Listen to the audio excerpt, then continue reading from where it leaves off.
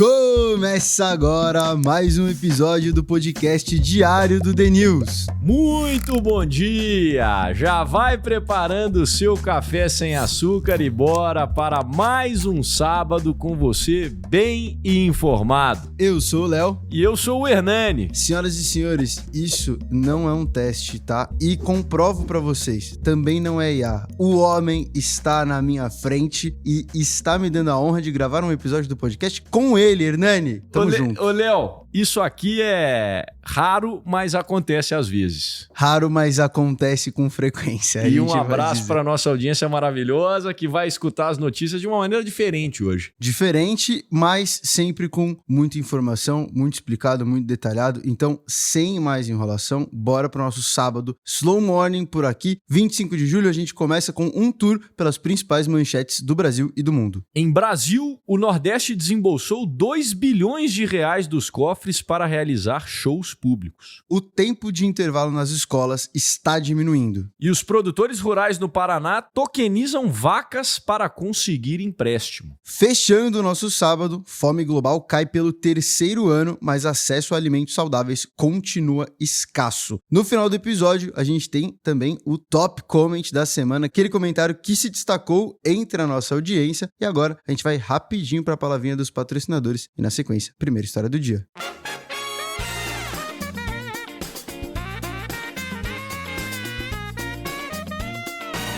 Hernani, o asfalto do Brasil parece uma pista de teste, né? Tem umas ruas em São Paulo que são uma esburaqueira danada. Pois é, Léo. E se de carro já é ruim, imagina de moto. Porque não é só o piloto que sente o tranco, a bateria também. E é nessa hora que ter uma marca de confiança faz toda a diferença. A bateria da Moura é ultra resistente a impactos e feita para você rodar tranquilo, sem medo de ficar na mão. Afinal, ninguém quer perder o compromisso ou ficar parado no meio do caminho por conta de bateria, né? E é essa tranquilidade e durabilidade que fazem da Moura a marca líder do país. Então, se a bateria da sua moto pedir arrego, não passe aperto. Tá de moto? Vai de Moura. Acesse moura.com.br e conheça o portfólio completo.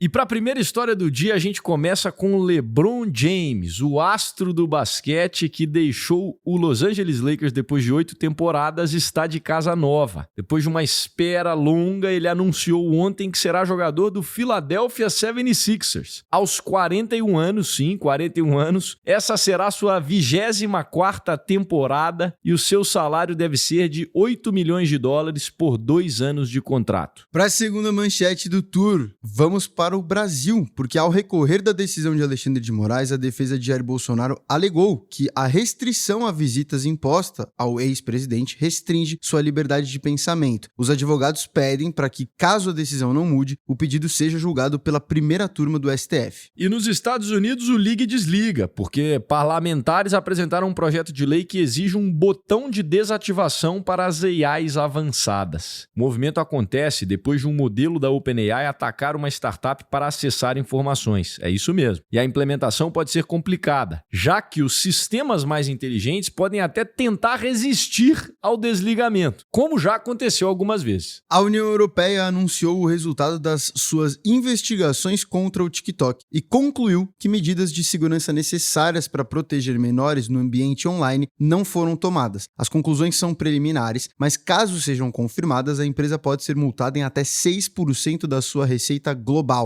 E para fechar o nosso tour, os gastos bilionários do governo federal. Os programas sociais daqui e as medidas de crédito não planejadas do governo já somam ao menos 256 bilhões de reais em 2026. Entre eles está a isenção do IR, o Desenrola 2.0 e o programa que libera linhas de financiamento para motoristas de aplicativo. Tour finalizado, bora para a segunda história do dia.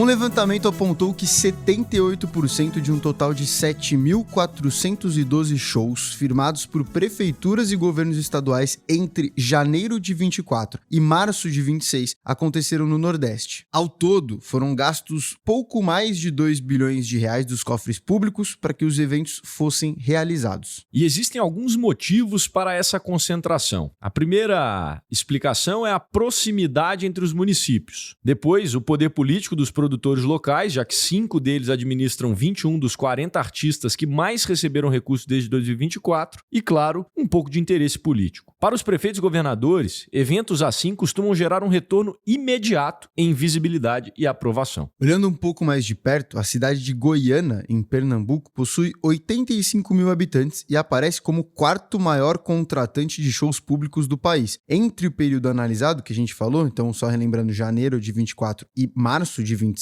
foram 25 milhões de reais destinados para a contratação de artistas. Só que apesar desses altos valores, cerca de 45% da população de lá ainda vive sem água tratada e 60%, incríveis 60%, 6 a cada 10, não tem acesso à rede de esgoto. E um dos mecanismos que pode viabilizar esse tipo de iniciativa são as emendas parlamentares. Um prefeito ou governador pode receber valores de um deputado, realizar shows e ser reeleito, mesmo sem melhoras efetivas na região. Por outro lado, a organização desses eventos também pode ser benéfica para as cidades. Entre 2019 e 2025, a atividade relacionada a esses shows nacionalmente gerou cerca de 60 mil novos empregos. E a estimativa é que o consumo no setor, só nos primeiros 4 meses do ano passado, tenha sido de 57 bilhões de reais, o que ajuda a movimentar a economia. Segunda história do dia feita, bora para a terceira.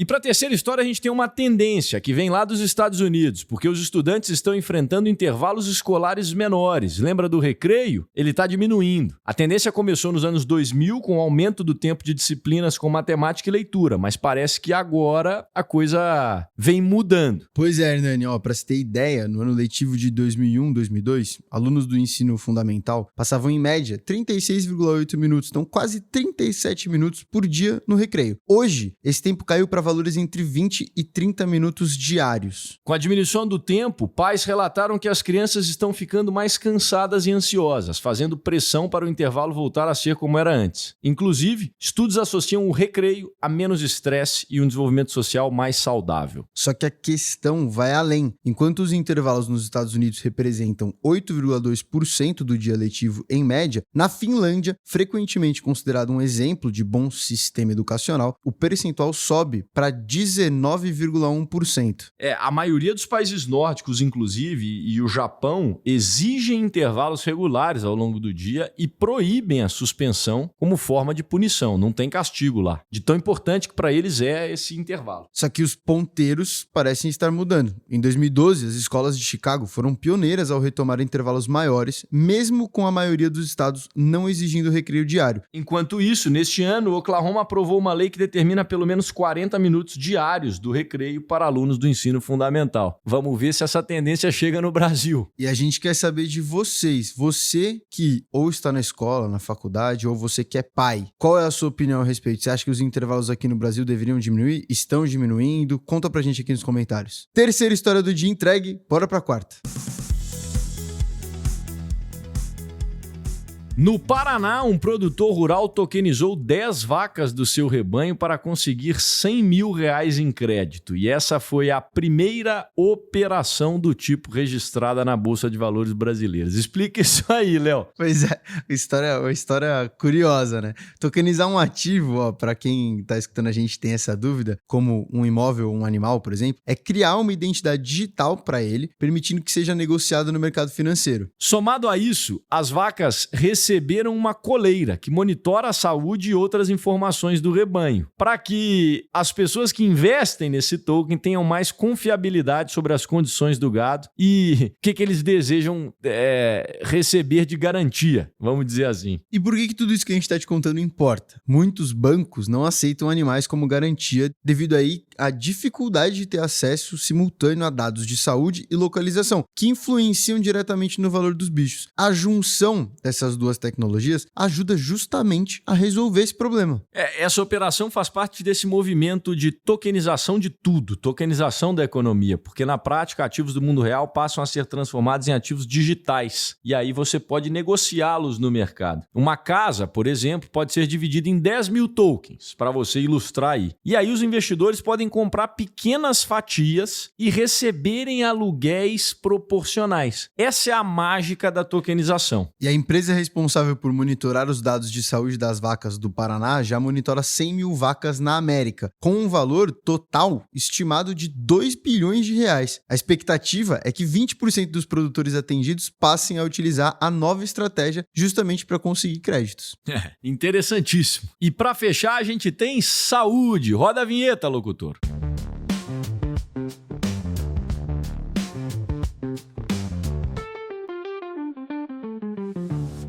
Segundo um novo relatório da ONU, o número de pessoas que passam fome registrou uma queda de 0,3 pontos percentuais, atingindo 7,8% da população mundial no ano passado. Esse foi o terceiro ano consecutivo de queda. A diminuição foi impulsionada principalmente pela melhora nos índices da Ásia, América Latina e Caribe. O país de destaque foi a Índia, onde a fome caiu para menos de 10% das pessoas, mesmo com quase um quinto da população mundial. Já na África, apesar de ter tido uma queda de 20,3% em 2024 para 20% em 2025, ela ultrapassou a Ásia e se tornou o continente com o maior número de pessoas que passam fome. Por lá são 309 milhões de habitantes que passam fome. E quando a gente fala sobre qualidade da comida, né, indo além aí do aspecto ter comida ou não, os números também diminuíram, mas chamam a atenção. Para se ter uma ideia, 1 a cada 3 pessoas não tem condição de arcar com uma alimentação saudável, totalizando 2,97 bilhões. Esses dados são relevantes porque, apesar da fome estar diminuindo, o número de pessoas obesas no planeta vem aumentando. Dados da OMS mostram que o índice de obesidade subiu de 12,1% dos adultos em 2012 para 16,2% em 2024. Olhando o mapa na África, 66,6% da população não conseguia se alimentar bem em 2025. Isso é mais que o dobro do que se vê na Ásia ou na América Latina e no Caribe. Então, os números estão melhorando, no caso, diminuindo o número de pessoas que passam fome e que também tem a qualidade de alimentação pior, mas ainda são números muito alarmantes quando a gente para analisar. Agradeça pelo seu prato de comida hoje. Dê valor nisso. 5 histórias concluídas, episódio de sábado quase concluído, porque agora a gente vai pra vinheta e na volta a gente tem o top comment da semana.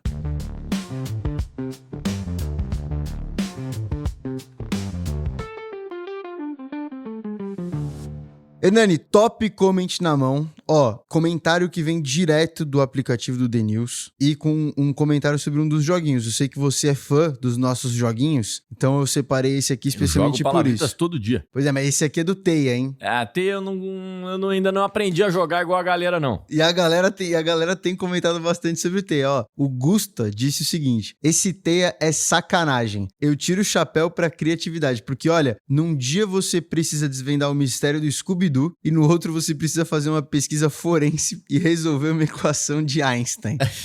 Então, talvez ele passe pelo mesmo problema que você na hora que a gente tá jogando Teia. Pode ser, viu? Pode ser. Um abraço pra você, meu amigo. E depois eu quero aprender a jogar esse jogo. Cara, vou te falar que o Teia é bem complexo. Eu fico no Palavritas também, que o Palavritas é mais tranquilo. Não, Palavritas todo dia ali, mas o ranking é impossível. Aquela galera no ranking, eu acho que a galera dá uma roubada. Não tem condição. Então... Não tem condição. Joga AI, não tem condição. Buscando os comentários, tem um pessoal que fala mesmo que não é possível. Tem gente que rouba e tudo mais, mas assim, é isso. É apenas a dedicação e o vício em um jogo. E pra você aí que tá em casa, eu tenho um convite. Não vim aqui para isso, mas eu tenho um convite. Estaremos in person, né? In person. Eu, Léo, Du, Mai, Sil e todos do time do The News no Transamérica Expo Center em agosto. No dia 20 de agosto. É isso aí. 20 de agosto de 2026, no Transamérica Expo Center. Estaremos todos lá para você você nos conhecer, encostar nas pessoas que você escuta aqui todos os dias, dar um abraço, tomar um café sem açúcar e quem sabe até gravar um pedaço desse podcast com a gente. Pode ser que a gente tenha um sorteio para um dos ouvintes participar ao vivo. Pode ser, não é uma promessa, mas os ingressos já estão quase acabando, o lote vai virar. Clica aqui na descrição do podcast e a gente te espera lá. E vou te falar, aproveitando a deixa, eu tô muito chique, tá? Porque agora eu tenho desconto nos ingressos do 6 e 6. Você tem também? Tá? Então eu não vou nem falar o meu cupom, vai o seu. Então, clique no link e use o cupom LEODOPOD30. 30? Eles te deram 30 off? 30%. O lote vai virar, então